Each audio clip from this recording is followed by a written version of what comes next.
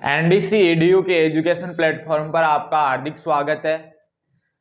मेरे को उम्मीद है कि आपने 1.3 प्रश्नावली का जो मैंने कंसेप्ट बताया था वो आपने वहां तक उसको रिवाइज किया होगा, पढ़ा होगा, उसके क्वेश्चन सॉल्व किए होंगे। आज हम 1.3 प्रश्नावली के एग्जाम्पल्स नहीं करके एग्जाम्पल आपको खुद को करने हैं। मैंने आपको बता दिया एक की रूट 2 सिद्ध कीजिए कि रूट 2 एक अपरिमेय संख्या है, तो मैंने सिद्ध करना आपको बताया कि किस प्रकार हम सिद्ध करते हैं। आज हम डायरेक्ट प्रश्नावली पर चलते हैं। अगर प्रश्नावली के क्वेश्चन अगर हम कर लेंगे ना, सभी प्रश्नावली के क्वेश्चन कर लेंगे ना, तो एग्जाम्पल्स आप स्वयं भी कर सकते हो, क्योंकि मेथड एक ही है। तो वो मेथड आपको अप्लाई करते जाना है, क्वेश्चंस आपके सोल्व होते चले जाएंगे। प्रैक्टिस आपको करनी पड़ेगी, जितनी प्रैक्टिस आप करोगे उतने ही निखरते जाओगे। तो प्रैक्टिस इंपॉर्टेंट है, ठीक है। तो आज हम क्वेश्चन करते हैं 1.3 प्रश्नावली का।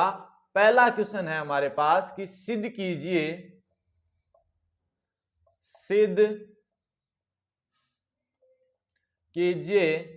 कि रूट 5 एक अपरिमेय संख्या है। सिद्ध कीजिए कि रूट 5 एक अपरिमेय संख्या है।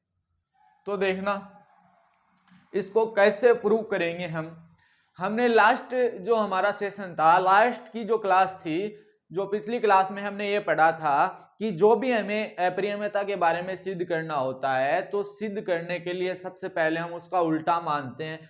क्या मानते हैं हम? सबसे पहले मानेंगे कि माना रूट 5 एक परिमेय संख्या है। ऐसा मानेंगे तो परिमेय संख्या है, तो परिमेय संख्या को अंश बट्टे हर या p बट्टे q के रूप में लिखा जा सकता है। लेकिन हम किताब के अकॉर्डिंग चल रहे हैं, तो किताब में a बट्टे b के रूप में लिख रखा है, तो हम परिमेय संख्या है तो रूट 5 बराबर a बट्टा b लिखेंगे। उसके बाद में लास्ट क्लास में मैंने बताया दोनों पक्षों का a व b हमारे पास दोनों मेरे को लिखना है कि a व b दोनों किस प्रकार की संख्याएं हैं? सहभाज्य संख्याएं हैं। सहभाज्य संख्याओं का मतलब क्या है? कोई भी उसमें उभयनिष्ठ अभाज्य गुणनखंड नहीं है, कोई भी अभाज्य गुणनखंड इसमें उभयनिष्ठ नहीं है। अभाज्य गुणनखंड उभयनिष्ठ नहीं है, इसका मतलब इसका HCF कितना है? 1 है। तो हम कोष्टक में लिखेंगे जहां a व b दोनों सहभाज्य संख्याएं हैं, उसके बाद में दोनों पक्षों का वर्ग करेंगे, वो ही बात आएगी। अगर दो वो वहां देखना, वहां था रूट 2, तो वो 2 वाली बात निकल के आ रही थी कि a स्क्वायर को अगर 2 विभाजित करता है तो 2a को विभाजित करेगा, लेकिन यहां वर्गमूल में कितना है? 5 है। तो यहां 5 के बारे में ये बात निकलेगी। अगर a स्क्वायर को 5 विभाजित करता है तो 5 a को विभाजित करेगा। अगर यहां पर रूट 3 होता तो रूट 3 में किस प्रकार लिखते? जो आपकी एग्जांपल्स में क्वेश्चन दिया गया है कि सिद्ध कीजिए कि रूट 3 एक अपरिमेय संख्या है, तो रूट 3 होता तो वहां 3 की बात निकल के आती। क्या निकल के आती? कि a स्क्वायर को अगर 3 विभाजित करता है तो a को भी 3 विभाजित करेगा। यहां पर रूट 7 होता तो अलग बात निकलती कि a स्क्वायर को 7 विभाजित करता है तो a को भी 7 विभाजित करेगा। तो अब ये जो कहानी है वो आपको समझ में आ गई होगी यहां तक। उसके बाद में दोनों पक्षों का वर्ग करने पर वहां तक हमने उसको छोड़ दिया था। उसके बाद में हमने माना a बराबर 2c, a बराबर 2c कोई पूर्णांक माना था हमने। क्या माना था? a बराबर 2c कोई पूर्णांक माना था। तो हमने a बराबर 2c पूर्णांक माना, दोनों पक्षों का हमने क्या किया था? वर्ग किया था। दोनों पक्षों का हमने वर्ग किया था। उसके बाद में a स्क्वायर बराबर जो मान लिखा था वो हमने इसके अंतर्गत रखा था। उसके बाद में हमें अब देखना, इस क्वेश्चन को हम कर ही लेते हैं आगे। इस क्वेश्चन को हम आगे कर ही लेते हैं। हमारा जो क्वेश्चन है इसका हम पहले मानेंगे। क्या मानेंगे? देखना, इसका उल्टा मानेंगे। हमारा सॉल्यूशन इसका क्या होगा कि माना, थोड़ा इधर से ले लेते हैं वरना स्पेस बाद में नहीं रहेगा हमारे पास, तो स्पेस के लिए यहां से सॉल्यूशन करने के लिए माना रूट 5 एक परिमेय संख्या है। ये हमने जस्ट इसका उल्टा माना है। और अगर यदि परिमेय संख्या है अगर परिमेय संख्या है तो हम जानते हैं परिमेय संख्या को p बट्टा q अंश बट्टे हर के रूप में लिखा जा सकता है। तो यहां से लिखेंगे यदि परिमेय संख्या है तो इसे अंश बट्टे हर के रूप में लिखा जा सकता है।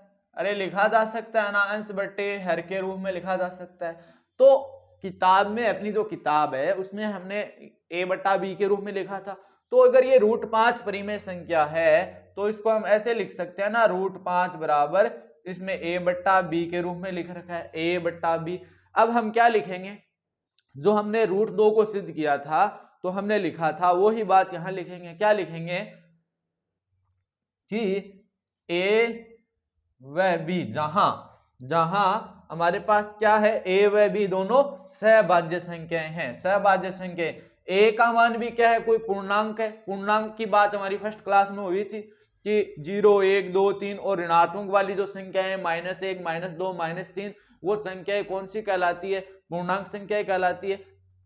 तो इनमें से a भी कोई भी पूर्णांक है, b भी कोई पूर्णांक है, बशर्ते अगर परिमेय संख्या है तो b का मान 0 नहीं हो सकता। तो देखना, जहां a व b दोनों सहभाज्य संख्याएं हैं, सहभाज्य संख्याएं, अर्थात ये सहभाज्य संख्याएं हैं तो इनका HCF कितना है, हमारे पास 1 है। सहभाज्य संख्याएं हैं तो इनका HCF 1 है, अर्थात इनमें कोई भी जो अभाज्य गुणनखंड है वो उभयनिष्ठ नहीं है, कोई भी अभाज्य गुणनखंड इनमें उभयनिष्ठ नहीं है। तो देखना, अब a बट्टा b के रूप में हमने लिख दिया। अब यहां हम लिखेंगे कि या तो इसको ऐसे लिख दो कि ये 1, इसके नीचे कोई भी संख्या नहीं है, इसका मतलब 1 है। अब इनको वज्र गुणा कर दो, इसको वज्र गुणा करने का मतलब तिरछा गुणा, इसको इससे और इसको इससे गुणा कर दो, ठीक है। तो ये हमारे पास क्या हो जाएगा, √5 को अगर 20 से गुणा करेंगे तो √5 गुणा b, ये √5 गुणा b, 1 को a से गुणा करेंगे तो a। अब हमें क्या करना है, दोनों तरफ जो हमने एग्जाम्पल में पहला जो √2 को अपरिमेयता सिद्ध की थी तो वही काम यहां कर रहे हैं, दोनों तरफ वर्ग करने पर, दोनों तरफ वर्ग करेंगे तो √5b का स्क्वायर बराबर a का स्क्वायर। अब √5b का हमारे पास स्क्वायर है, मतलब वर्ग करना है। तो देखना, रूट इधर समझना, √5 का भी वर्ग होगा और b का भी वर्ग होगा। तो √5 का वर्ग है, इसका मतलब √5 की घात 2 है, तो ये √5 गुणा √5 लिखा जा सकता है ना। तो ये रूट दोनों पर वर्गमूल है, तो ये दोनों पर हम एक में हमने वर्गमूल लगा दिया। अब 5 गुणा 5 कितना होता है, 25 होता है।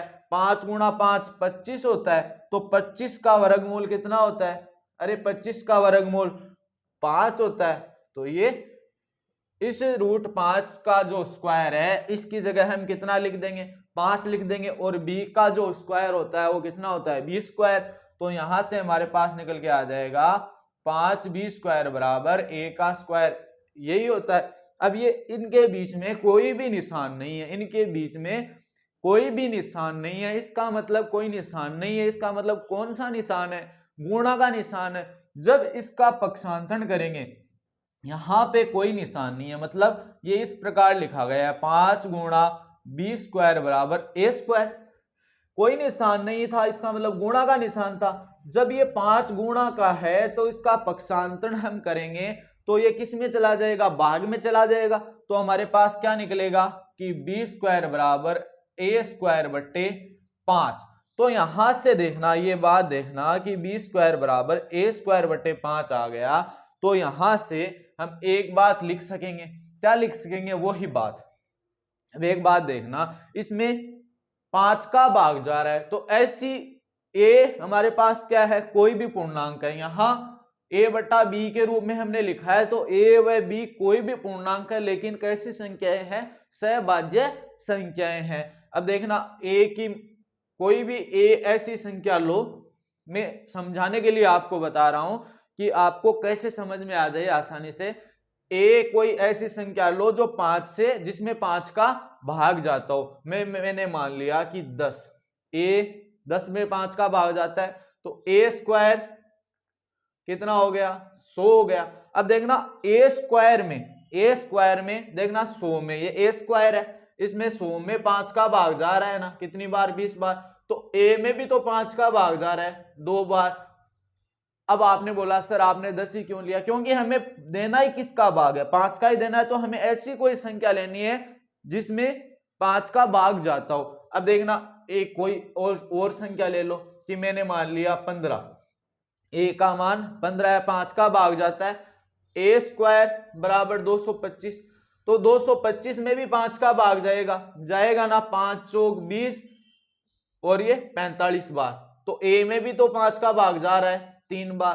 तो यहां से हम एक बात लिख सकते हैं ना, क्या लिख सकते हैं, अगर 5 a स्क्वायर को विभाजित करता है तो 5 a को भी विभाजित करेगा। यहां से क्या बात लिख सकते हैं कि 5 है वो a स्क्वायर को विभाजित करता है, तो 5 a को भी विभाजित करेगा, लिख सकते हैं ना। तो यहां हम लिख देते हैं ये बात। ये हमारे पास समीकरण नंबर 1, क्या, समीकरण नंबर 1। यहां से मैं एक बात लिख रहा हूं, क्या लिख रहा हूं कि 5 a स्क्वायर को विभाजित करता है तो 5 a को भी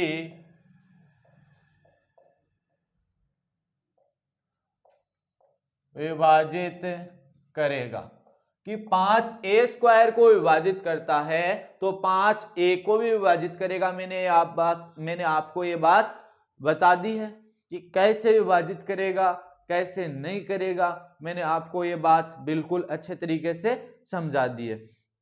ठीक है, मैंने आपको ये बता दिया कि कैसे विभाजित करेगा, कैसे नहीं करेगा, पूरा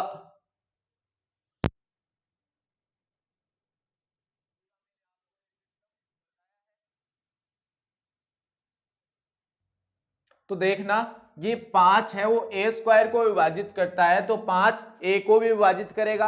अब हमने √2 को जब अपरिमेय संख्या सिद्ध किया था, तो हमने यहां तक तो कंप्लीट कर लिया था।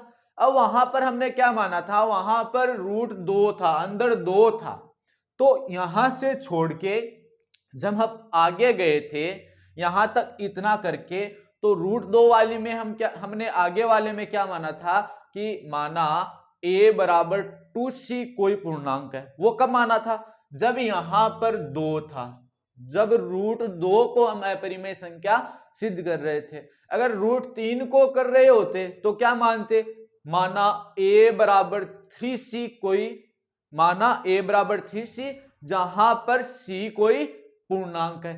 अब रूट के अंदर कितना है, 5 है, √5 को अपरिमेय संख्या सिद्ध कर रहे हैं, तो कितना मानेंगे, कि माना a बराबर 5c जहां पर c कोई पूर्णांक है। ऐसे आपको समझ लेना है, एकदम कॉपी का कॉपी करना है ऐसे, कि जब √2 था तो अंदर 2 था, ठीक है, अंदर कितना था, 2 था, तो हम वहां पे ऐसा मान रहे थे, अंदर 2 था, तो वहां पर आपने देखा था यहां पर भी 2 आ रहा था, तो हम वो बात यहां चेंज करके यहां पर 2 लिख रहे थे कि 2 a स्क्वायर को विभाजित करता है तो 2 a को भी विभाजित करेगा। अब यहां पर 5 है तो यहां पर भी 5 आ रहा है, तो हम एक बात लिख रहे हैं यहां पर कि 5 a स्क्वायर को विभाजित करता है तो 5 a को विभाजित करेगा। अगर यहां 3 होता तो यहां पर a स्क्वायर बटे 3 आ रहा होता, तो हम यहां क्या लिखते हैं कि 3 a स्क्वायर को विभाजित करता है तो 3 a को भी विभाजित करेगा। अब आगे मानने वाला क्या है, यहां तक हम ने अपना काम फिनिश करके √2 वाले में हमने a बराबर 2c माना। कब? √2 था तब। अगर √3 होता तो कितना मानते? a बराबर 3c मानते। √5 होता तो कितना मानते? क्योंकि रूट के अंतर्गत 5 है तो a बराबर 5c मानेंगे यहां। तो देखना यहां अब अलग स्थिति में चल रहे हैं कि माना a बराबर 5c, जहां c कोई पूर्णांक है। c क्या है? कोई भी पूर्णांक संख्या है। जहां c क्या है? कोई पूर्णांक संख्या है। अब a बराबर 5c है हमारे पास, तो यहां पर भी हमें क्या कर दो? दोनों पक्षों का वर्ग करना है। यहां पर भी हमने दोनों पक्षों का वर्ग किया था, तो यहां पर भी दोनों पक्षों का वर्ग करना है। √2 वाले में भी हमने सेम काम किया था, तो यहां पर क्या कर देते हैं कि दोनों पक्षों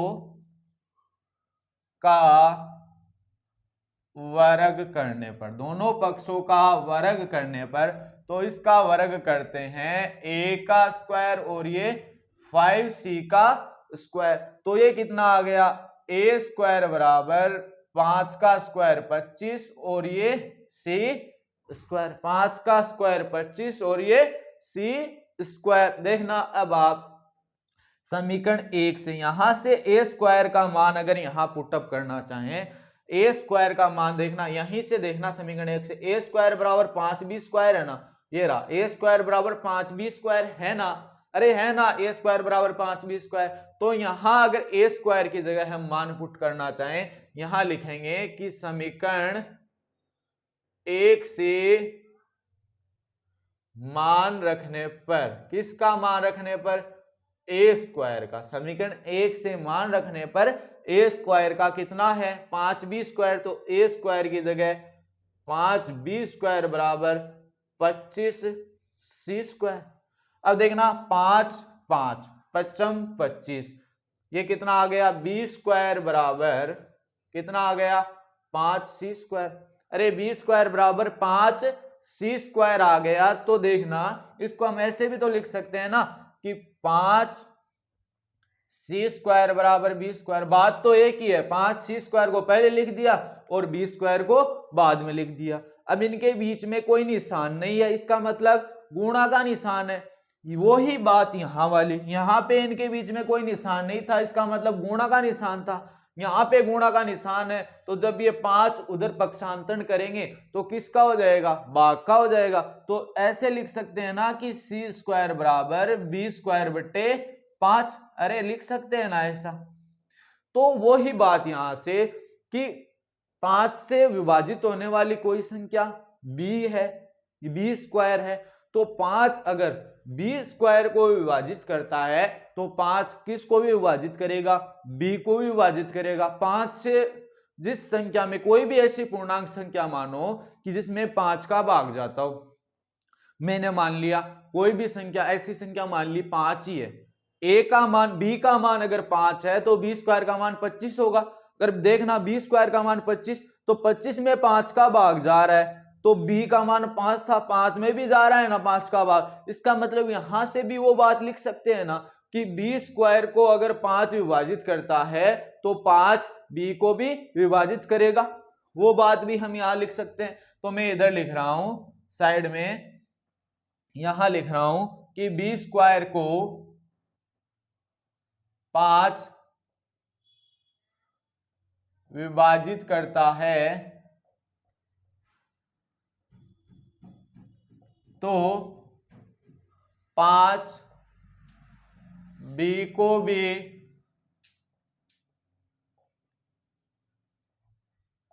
विभाजित करेगा।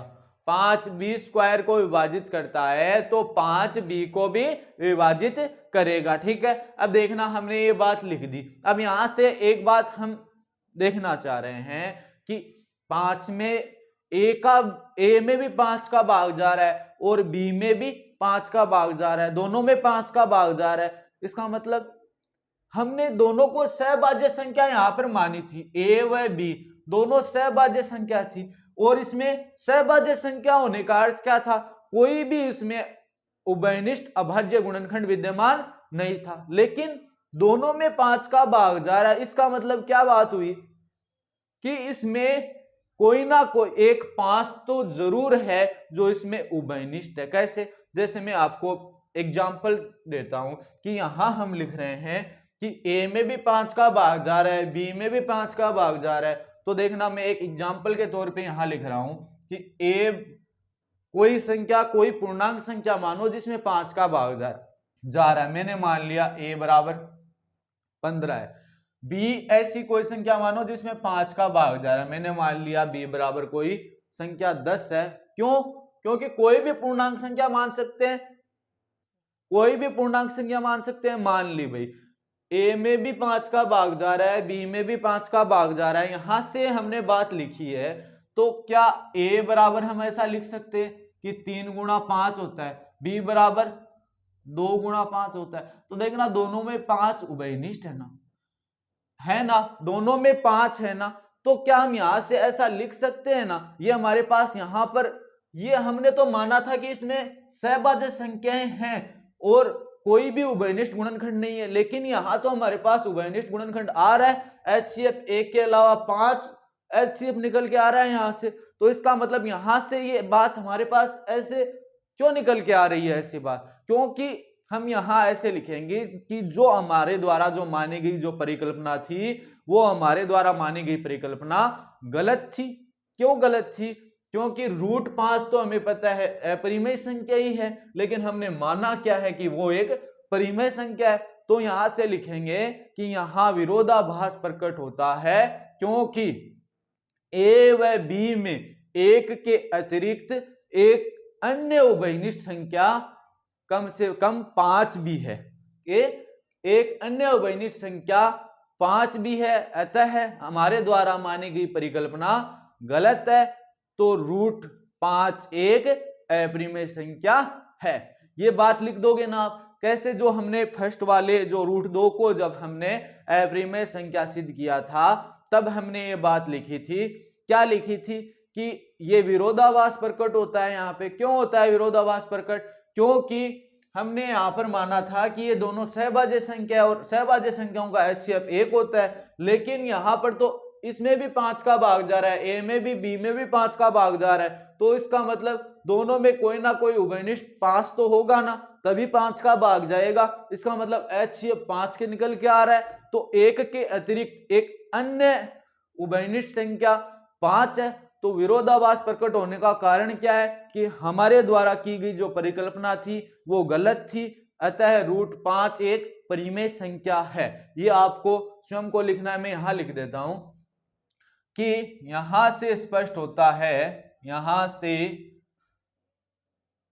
स्पष्ट होता है कि ए व बी में एक के अतिरिक्त अन्य उभयनिष्ठ गुणनखंड, अन्य उभयनिष्ठ संख्या 5 भी है, अन्य उभयनिष्ठ संख्या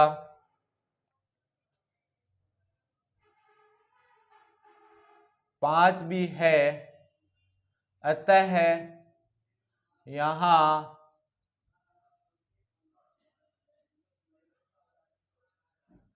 विरोधाभास प्रकट होता है। क्या प्रकट होता है? विरोधाभास प्रकट होता है। क्यों प्रकट होता है विरोधाभास प्रकट होता है? क्योंकि हमारे द्वारा मानी गई परिकल्पना गलत थी, अतः √5 एक परिमेय संख्या है। ठीक है, अब इसमें √3 आ जाए तब आपको √3 वाले में भी कोई दिक्कत नहीं होनी चाहिए। आपको वही मानना है कि माना √3 एक परिमेय संख्या है, परिमेय संख्या है तो उसको a/b के रूप में लिखना है, जहां a व b दोनों सहभाज्य संख्याएं हैं। सहभाज्य संख्या होने का मतलब दोनों का HCF एक है, उनमें कोई भी अभाज्य गुणनखंड है वो उभयनिष्ठ नहीं है। इसका मतलब ये हमें यहाँ पे मान लेना है, दोनों तरफ वर्ग करना है। हमारे पास यहाँ निकलेगा b² = a² / 3, तो वही बात लिखनी है हमें कि 3 अगर ए स्क्वायर को विभाजित करता है तो 3 ए को भी विभाजित करेगा। उसके बाद में √3 है तो हम मानेंगे ए बराबर 3c, जहां c कोई पूर्णांक है, दोनों पक्षों का वर्ग करेंगे, ए स्क्वायर बराबर 9c स्क्वायर आएगा। यहां समीकरण ए से ए स्क्वायर का मान वहां रखेंगे तो हमारे पास निकल के आएगा सी स्क्वायर बराबर बी स्क्वायर बटे 3। वो ही बात हमें लिखनी है कि 3 बी स्क्वायर को विभाजित करता है तो 3 बी को विभाजित करेगा।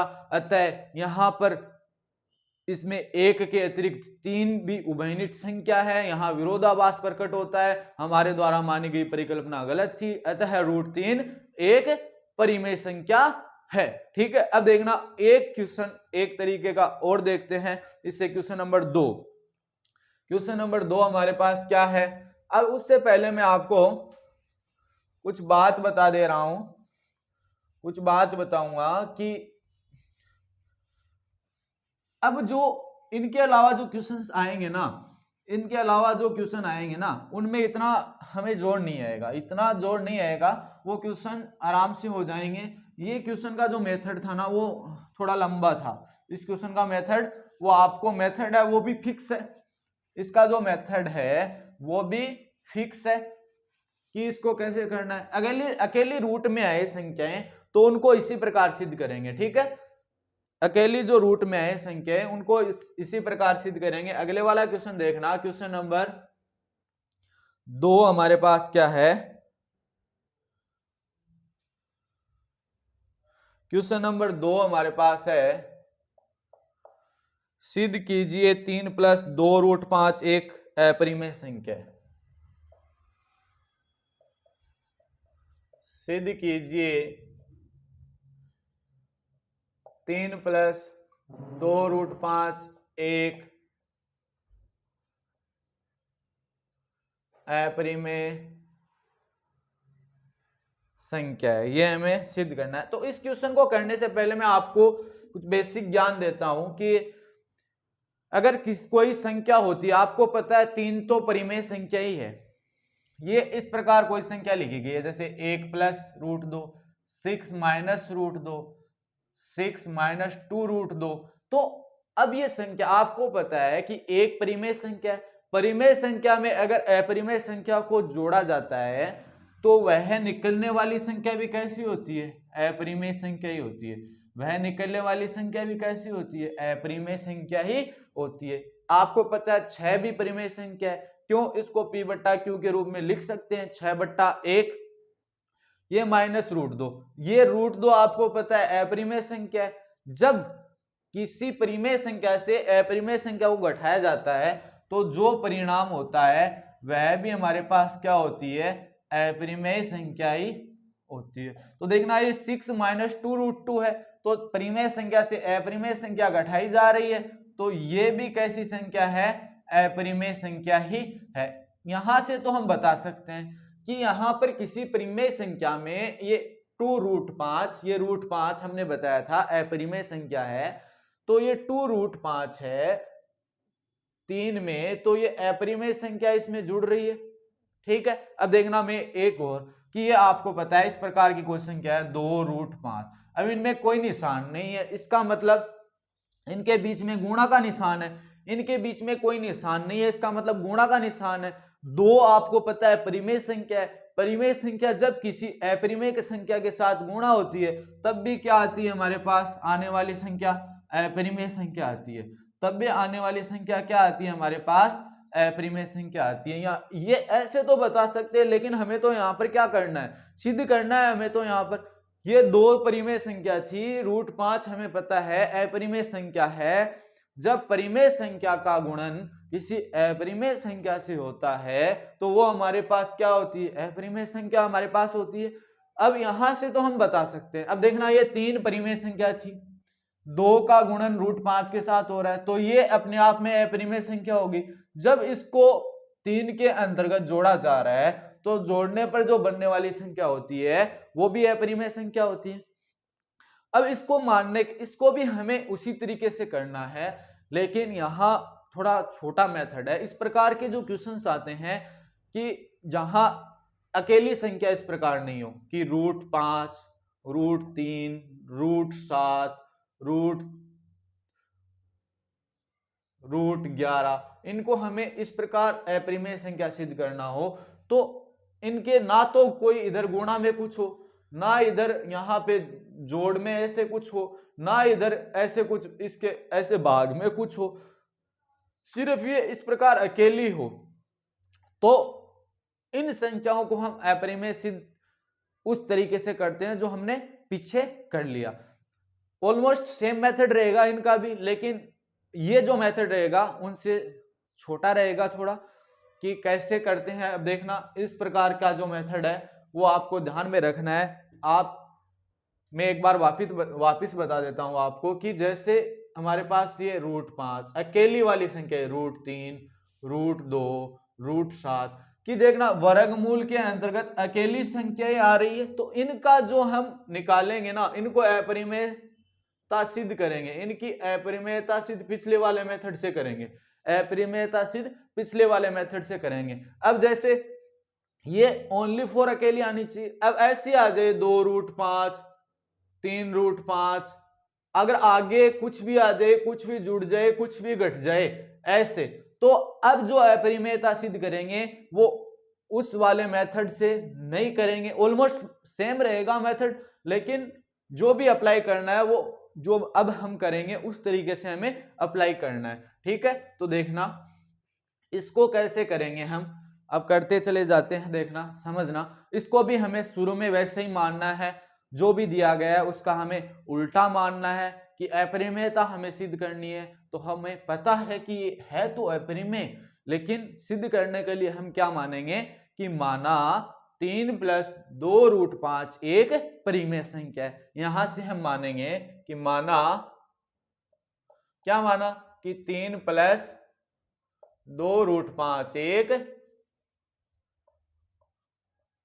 परिमेय संख्या। अब आपको पता है जब परिमेय संख्या है तो उसको P/Q के ऑलमोस्ट सेम रहेगा, मैंने बोला है ना ऑलमोस्ट सेम रहेगा, लेकिन लास्ट में थोड़ा खेल अलग होगा जो ही आपको समझना है। अब यहां पर ये परिमेय संख्या है तो जानते हैं कि परिमेय संख्या है तो उसको P/Q के रूप में या अंश बट्टा हर के रूप में लिखा जा सकता है, जो हमारी किताब के अंतर्गत A/B के रूप में लिख रखा है। तो यहां से परिमेय संख्या का मतलब क्या हुआ, परिमेय संख्या का अर्थ है, परिमेय संख्या का अर्थ है कि अंश बट्टे हर के रूप में लिखा जा सकता है। वो बात आप ना वो आगे लिख लेना कि परिमेय संख्या का अर्थ है कि उसे अंश बट्टे हर के रूप में लिखा जा सकता है। तो देखना, इसको हम ऐसे लिख सकते हैं ना कि 3 + 2√5 = A/B। अरे हमने इसको ऐसे लिख लिया 3 + 2√5 = A/B। अब A व B वो ही लिखना है जहां क्या है, A व B दोनों सहभाज्य संख्याएं हैं, अर्थात सहभाज्य संख्या होने का अर्थ क्या है, दोनों में कोई भी उभयनिष्ठ अभाज्य गुणनखंड नहीं है। उभयनिष्ठ का मतलब क्या होता है, जो दोनों में सेम हो, उभयनिष्ठ अभाज्य गुणनखंड नहीं है, अर्थात इनका HCF कितना है, 1 है। तो यहां हमें लिखना है कि जहां A व B दोनों कैसी संख्याएं हैं, सह अभाज्य A व B दोनों सहभाज्य संख्याएं हैं, HCF कितना है, 1 है, अर्थात HCF कितना है, 1 है। ये बात हमें यहां लिखनी है। अब ये देखना, अब हमें क्या करना है कि रूट वाली संख्या अलग लिखनी है, रूट वाली संख्या हमें अलग रखनी है, और रूट वाली संख्या अलग रखनी है, और जो भी रूट के अंदर वो संख्याएं नहीं है उनको हमें एक साइड में लाना है। तो देखना, ये 3 है, ये रूट की नहीं है तो उसको पक्षांतरण करके इधर भेज देते हैं, ये इनका मेथड है, ध्यान रखना। ठीक है, तो ये 2√5 = A/B। अब ये प्लस का है, उधर जाके किसका हो जाएगा, माइनस का हो गया। अरे हो गया ना माइनस का। अब इसको हम ऐसा लिखना चाहें कि 2√5 = A-3B/B। ये A-3B कैसे आया, B आ गया एलसीएम। ठीक है, अब B एलसीएम आ गया, इसके नीचे कोई संख्या नहीं है, इसका मतलब 1 लगा सकते हैं। हमने 1 लगा दिया इसके नीचे।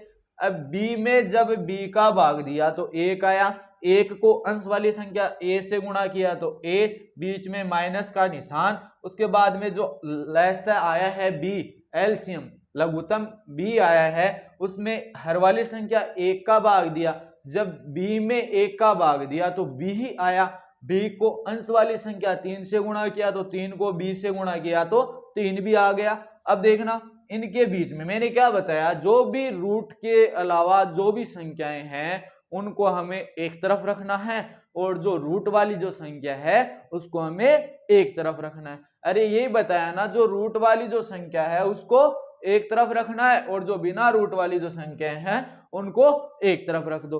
अब इनके बीच में कोई निशान नहीं है, इनके बीच में कोई निशान नहीं है, इसका मतलब किसका निशान है, गुणा का निशान है। जब इसमें गुणा का निशान है तो जब ये इधर लगेगा तो भाग का हो जाएगा, तो हम इसको इस प्रकार लिख सकते हैं ना, √5 बराबर a - 3b बट्टे 2b। अब यहां से हमारा काम हो गया। कैसे काम हो गया? यहां से हमारा यहां तक ही करना है हमें। यहां से कैसे काम हो गया आपको पता है, हमने सिद्ध किया है अभी पीछे कि √5 तो एक अपरिमेय संख्या है। लेकिन यहां क्या निकल के आएगी आगे? आगे आपको पता है a और b कोई भी पूर्णांक संख्या हो सकती है। a और b कोई भी पूर्णांक संख्या ले लो कि अंश बट्टे हर के रूप में हमें लिखा है। परिमेय संख्या में मैंने आपको बताया था जब p बटा q के रूप में लिखते हैं तो p भी पूर्णांक होता है, संख्या होती है, और q भी पूर्णांक संख्या होती है, लेकिन q का मान 0 नहीं होता है। तो यहां से आप क्या करो कि a का कोई भी मान ले लो, पूर्णांक संख्या कोई भी ले लो, b कोई भी पूर्णांक संख्या लेंगे तो यहां अंश बट्टा हर के रूप में निकल के आएगी, जो हमारे पास क्या होगी, यहां से परिमेय संख्या होगी, जो यहां से हमारे पास क्या होगी, परिमेय संख्या होगी। लेकिन यहां से देखना, हमने पीछे सिद्ध किया था कि √5 एक अपरिमेय संख्या है, तो क्या अपरिमेय संख्या और परिमेय संख्या दोनों बराबर हो सकती है क्या? नहीं हो सकती। तो यहां से हमारे पास क्या निकल के आ रहा है, विरोधाभास प्रकट हो रहा है। तो यहां से हम क्या बोलेंगे, क्यों हो रहा है ये विरोधाभास प्रकट? क्योंकि हमारे द्वारा जो शुरू में मानी गई जो परिकल्पना थी वो गलत थी। अतः 3 + 2 √5 एक परिमेय संख्या, एक अपरिमेय संख्या है। देखना इसको कैसे, मैं एक एग्जांपल लेता हूं पहले। ये a - 3b है, इधर समझना, a - 3b/2b है। ये परिमेय संख्या कैसे होगी? पहले तो परिमेय संख्या क्या होती है? परिमेय संख्या क्या होती है? जिसको हम अंश बट्टा हर के रूप में, अंश बट्टा, वो साइड से मिटा रहा हूं, अंश बट्टा हर के रूप में या फिर p बट्टा q के रूप में लिखा जा सकता है। वो संख्या क्या होती है हमारे पास? परिमेय संख्या होती है। अंश बट्टा हर के रूप में, या फिर ऐसे भी बोलते हैं ना, p बट्टा q के रूप में लिखा जाता है, जहां पर q का मान 0 नहीं होना चाहिए। और ये अंश और हर p का मान भी क्या होता है? कोई भी पूर्णांक संख्या होती है, कोई भी पूर्णांक संख्या, कोई पूर्णांक संख्या।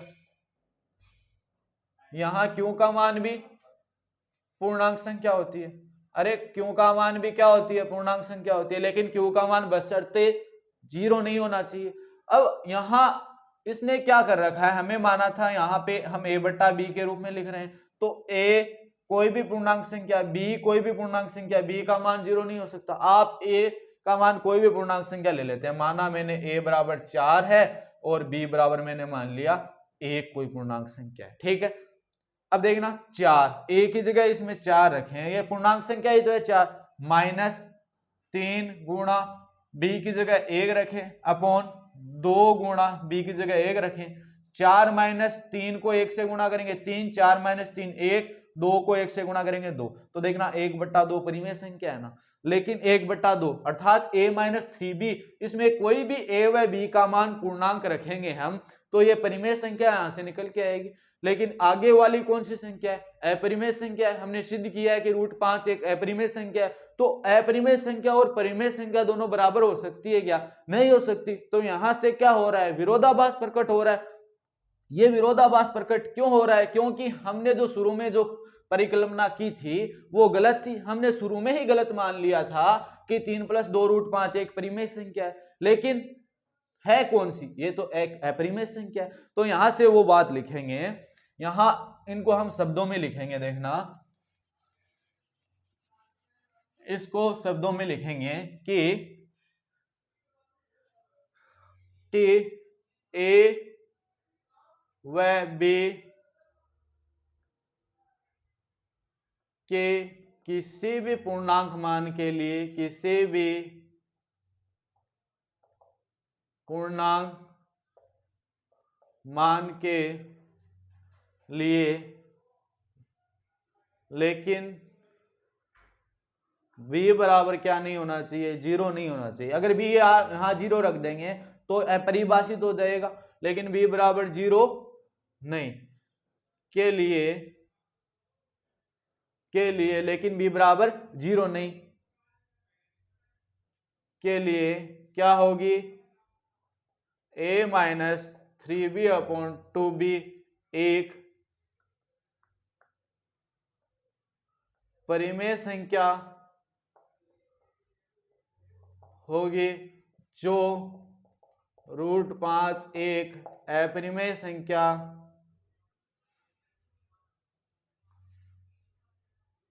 के, आप अपनी लैंग्वेज में लिख सकते हो, जैसे आप सही समझो वैसे लिख सकते हो, जो अपरिमेय संख्या के बराबर नहीं हो सकती। बराबर किसका कहां से पता चला, यहां बराबर दिया गया है और ये हमारे पास परिमेय संख्या निकल के आ रही है, ये अपरिमेय संख्या है। तो a माइनस 3b/2b a व b के किसी भी मान के लिए क्या होगी, एक परिमेय संख्या होगी। तो परिमेय संख्या और अपरिमेय संख्या बराबर नहीं हो सकती, बराबर नहीं हो सकती। अतः यहां से विरोधाभास प्रकट होता है, अतः यहां से विरोधाभास प्रकट होता है, क्योंकि हमारे द्वारा शुरू में मानी गई परिकल्पना, हमारे द्वारा ये बात लिखनी है, हमारे द्वारा शुरू में मानी गई परिकल्पना, हमारे द्वारा मानी गई परिकल्पना, हमारे द्वारा मानी गई शुरू में परिकल्पना गलत थी, शुरू में परिकल्पना गलत थी। अतः क्या लिखेंगे, 3 + 2√5 एक अपरिमेय संख्या है, एक अपरिमेय संख्या है। तो देखना मैंने आपको क्वेश्चन 3 क्वेश्चंस बता दिए हैं। अब इसका जो तीसरे वाला जो क्वेश्चंस है, तीसरे में 3 क्वेश्चन दिए गए हैं, वो आपको स्वयं को करने हैं। हम मानते हैं कि हमने प्रश्नावली में कोई भी है वो कोई भी यहाँ पे कमी नहीं रखी है, हर एक चीज समझाने की कोशिश की है। तो अगर फिर भी आपको इसमें कोई दिक्कत है, अगले वाले क्वेश्चंस आपसे नहीं हो पा रहे हैं, तो आप कमेंट में बता दीजिएगा, मैं आपको जरूर इस प्रश्नावली पे एक बार रिव्यू और दूंगा। ठीक है, धन्यवाद।